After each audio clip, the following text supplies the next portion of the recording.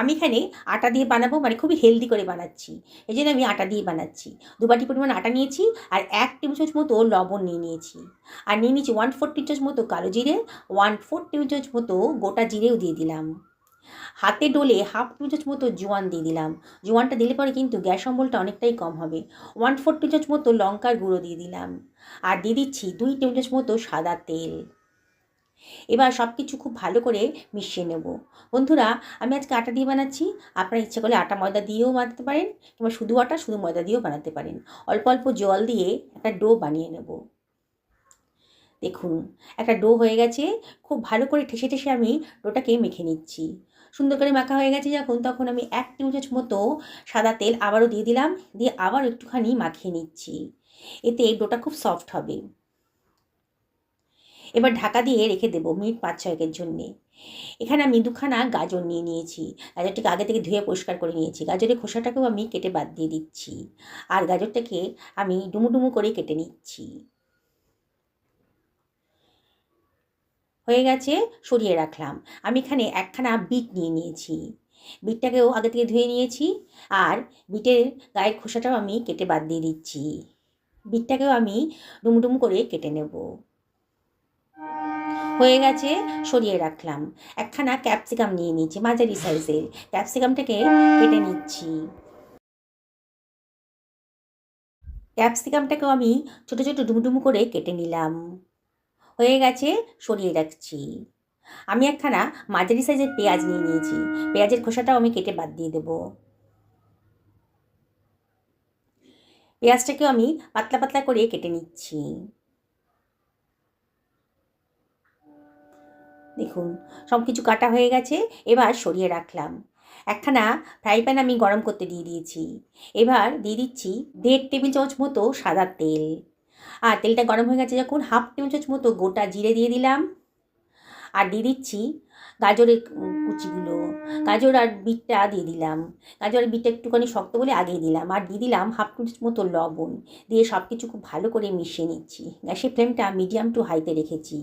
এবারে আমি এর ভেতর দিয়ে দিচ্ছি খানিকটা রসুন কুচি, দারুণ সুন্দর গন্ধটা বেরোবে।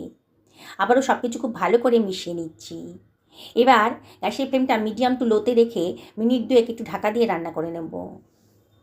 2 মিনিট বাদে দেখুন, কালারটা কিন্তু চেঞ্জ হয়ে গেছে। আবার একটু নাড়াচাড়া করে নিচ্ছি। এবার আমি এর মধ্যে দিয়ে দিচ্ছি 1/2 টেবিল চামচ মতো জিরের গুঁড়ো, আর 1/2 টেবিল চামচ মতো লঙ্কার গুঁড়ো, আর দিয়ে দিচ্ছি ক্যাপসিকাম কুচিটা। এবার সব কিছু আবারও খুব ভালো করে মিশিয়ে নিচ্ছি।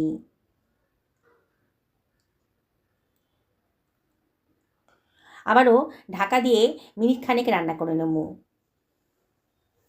1 মিনিট বাদে দেখুন, কালারটা পুরো চেঞ্জ হয়ে গেছে। মনেই হচ্ছে সবজিগুলো অনেকটাই নরম হয়ে গেছে। এবারে আমি এর ভেতরে দিয়ে দিচ্ছি 1 বাটি কড়াইশুঁটি, দিয়ে সব কিছু আবারও খুব ভালো করে মিশিয়ে নিচ্ছি। অনবরত নাড়তে হবে। মিনিটখানেক নাড়াচাড়া করার পরেই কিন্তু কড়াইশুঁটিটা অনেকটাই নরম হয়ে গেছে। এইবারে একটা স্ম্যাশারের সাহায্যে আমি এগুলোকে স্ম্যাশ করে নেব। বন্ধুরা, যারা রেসিপিটা দেখছেন অথচ এখনও আমাকে সাবস্ক্রাইব করেননি, তাদেরকে আমি রিকোয়েস্ট করবো আমার চ্যানেলটা সাবস্ক্রাইব করার জন্যে। পাশে থাকা বেল আইকনটা অবশ্যই ক্লিক করে দেবেন, তাহলে আমার রান্নার নোটিফিকেশানটা আপনারা চটজলদি পেয়ে যাবেন। দেখুন, খুব ভালো করে স্ম্যাশ করব না, মোটামুটি একটু গোটা গোটা থাকবে, তাহলে কিন্তু খেতে ভালো লাগবে। এইভাবে আমি স্ম্যাশ করে নিচ্ছি। গ্যাসের ফ্লেমটা এই সময় একেবারে লো করে দিয়েছি। এবারে আমি এর ভেতর দিয়ে দিচ্ছি 2খানা মাঝারি সাইজের আলুকে সেদ্ধ করে রেখেছিলাম, সেটা চটকে নিয়ে দিয়ে দিলাম। এবার সব কিছু ভালো করে মিশিয়ে নিচ্ছি। গ্যাসের ফ্লেমটা লোতেই রেখেছি। অসম্ভব টেস্টি আর হেলদি রেসিপি আজকে তৈরি হতে চলেছে। বাচ্চারা যারা ভেজিটেবল খেতে একেবারে পছন্দ করেন না, তাদেরকে যদি এইভাবে বানিয়ে দেন না, তারা কিন্তু চেটেপুটে খেয়ে নেবে। টিফিন বক্স পুরো খালি করেই আসবে, বারে বারে চেয়ে চেয়ে খাবে। বাড়ির বড় থেকে ছোট সবাই কিন্তু দারুণ পছন্দ করবে এই রেসিপিটা। আমি খুব ভালো করে এটাকে নাড়াচাড়া করে মিনিট 2 রান্না করে নেব। এবার গ্যাসের ফ্লেমটা অফ করে এটাকে আমি ঠান্ডা করতে দিয়েছি। বেশ ঠান্ডা হয়ে গেছে যখন, তখন আমি দিয়ে দিলাম পেঁয়াজ কুচিটা, আর দিয়ে দিচ্ছি বেশ খানিকটা ধনেপাতা কুচি। পেঁয়াজটা পরে দিলাম, মানে কাঁচা অবস্থাতেই রাখলাম, তখন খাবো না, মুখে পড়লে পরে খেতে ভালো লাগবে। লঙ্কা কুচিও দিয়ে দিলাম বেশ খানিকটা, আর দিয়ে দিচ্ছি 1 টেবিল চামচ মতো চাট মশলা। 1 টেবিল চামচ মতো বিট লবণও দিয়ে দিলাম, সুন্দর একটা টেস্ট আসবে। এবার সব কিছু আমি হাত দিয়ে মাখিয়ে নিচ্ছি।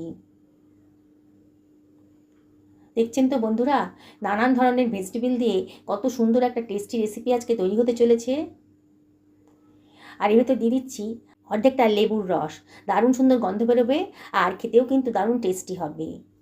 দিয়ে আবারও সব কিছু খুব ভালো করে মাখিয়ে নিচ্ছি। দেখুন আমার স্টাফিংটা রেডি হয়ে গেল। এবার এটাকে আমি সরিয়ে রাখছি। আমার আটাটা মাখা হয়ে গেছে, 6-7 মিনিট হয়ে গেছে। দেখুন কতটা সফট হয়ে গেছে। আবারও একটু ঠেচে মেখে নিচ্ছি। দেখুন কতটা স্মুথ হয়েছে। যখন স্টাফিং ভরা কোনো পরোটা বানাবেন তখন কিন্তু আটা কিংবা ময়দাটাকে খুব বেশি শক্ত করে মাখবেন না, একটু মিডিয়াম সাইজে করে মাখবেন, নাহলে কিন্তু স্টাফিংটা বেরিয়ে যেতে পারে, ফেটে যেতে পারে আর কি। আমি লেচি কেটে নিয়েছি, একটা মাঝারি সাইজের লেচিকে আমি আটা দিয়ে বেলে নিচ্ছি। রুটির মতন করেই পাতলা করে বেলে নেব। যেসব বন্ধুরা আমার রেসিপিটা দেখছেন ফেসবুক থেকে, তাদেরকে আমি রিকোয়েস্ট করবো আমার পেজটা ফলো করার জন্যে। দেখুন খুব পাতলা করে একটা রুটি বেলে নিয়েছি। এবার ঠিক মাঝখানটাতে আমি দিয়ে দিচ্ছি ভেজিটেবলের স্টাফিংটা। দেখুন একটু বেশি করে দেবেন স্টাফিংটা, তাহলে কিন্তু খেতে ভালো লাগবে। এবার একটু জলের হাত দিয়ে সাইডগুলোতে একটু জলের হাতের প্রলেপ দিয়ে দিচ্ছি। এবার এটা ফোল্ড করে দিলাম, দিয়ে আবারও ওপর থেকে একটু জলের প্রলেপ দিয়ে নিচের পোর্শনটাও আবারও ফোল্ড করে দিয়েছি। আমি আজকে স্কোয়ার পরোটা বানাচ্ছি, আপনারা ইচ্ছা করলে গোল কিংবা ত্রিকোণ করেও বানাতে পারেন। আবারও ওপর থেকে একটুখানি আটা ছড়িয়ে দিয়ে হালকা হাতে একটু বেলে নেব। দেখুন পুর বেরোনোর কোনো ঝামেলাই নেই, পুর একেবারেই বেরোবে না এরকম করে যদি বানান। দেখুন একটু আলতো হাতে চাপ দিয়ে একটু বড় মতো করে নিলাম।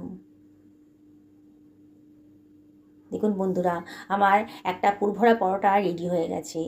আমি আর একটা পরোটা আপনাদেরকে বেলে দেখাচ্ছি।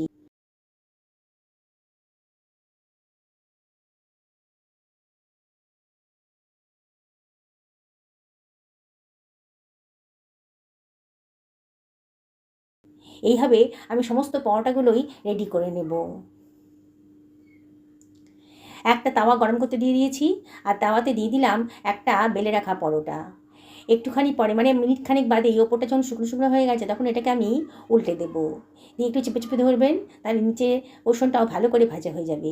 এপিট ওপিট করে ভালো করে শুকনো অবস্থাতেই ভেজে নেবেন, তাহলে অল্প তেলেই কিন্তু ভাজতে পারবেন। তারপরে হাফ টেবিল চামচ মতো তেল ওপর থেকে দিয়ে দিলাম, দিয়ে এটাকে আমি উল্টে দিচ্ছি।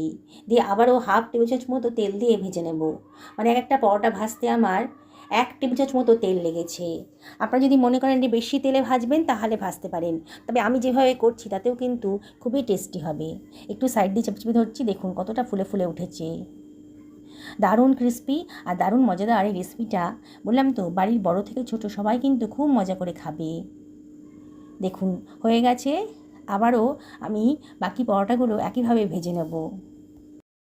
সমস্ত পরোটাগুলোই আমি একইভাবে ভেজে নিলাম। সবচেয়ে বড় কথা কি বলুন তো, এই পরোটাগুলো খাওয়ার জন্য কোনো তরকারি প্রয়োজন হবে না, একটু রায়তা কিংবা সস হলেই দারুণ সুন্দরভাবে পরোটাগুলো খাওয়া হয়ে যাবে। আমি একটা সার্ভিং প্লেটে এগুলোকে সার্ভ করে দিচ্ছি। দেখুন কতটা লোভনীয় হয়েছে, দেখেই কিন্তু খেতে ইচ্ছে করবে। টিফিন বক্সে যখন দেবেন না বাচ্চাদের, দেখবেন টিফিন বক্স পুরো ফাঁকা হয়ে গেছে। বাড়ির বড়রাও কিন্তু কাড়াকাড়ি করে খাবে, এত টেস্টি হয়েছে পরোটাটা। ভীষণই গরম আছে পরোটাটা। দেখুন আমি একটা আপনাকে ছিঁড়ে দেখাচ্ছি, অসম্ভব গরম। আমি ছুরি দিয়ে কেটে দেখালাম। দেখুন ভেতরটা একেবারে পুরে ভরা, ভেজিটেবল পুরে ভরা। দেখছেন তো কতটা লোভনীয় হয়েছে। বললাম তো একবার যদি দেখেন না রেসিপিটা, তাহলে না বানিয়ে থাকতেই পারবেন না, এতটাই টেস্টি হয়েছে। দেখুন কত সুন্দর দেখতে লাগছে।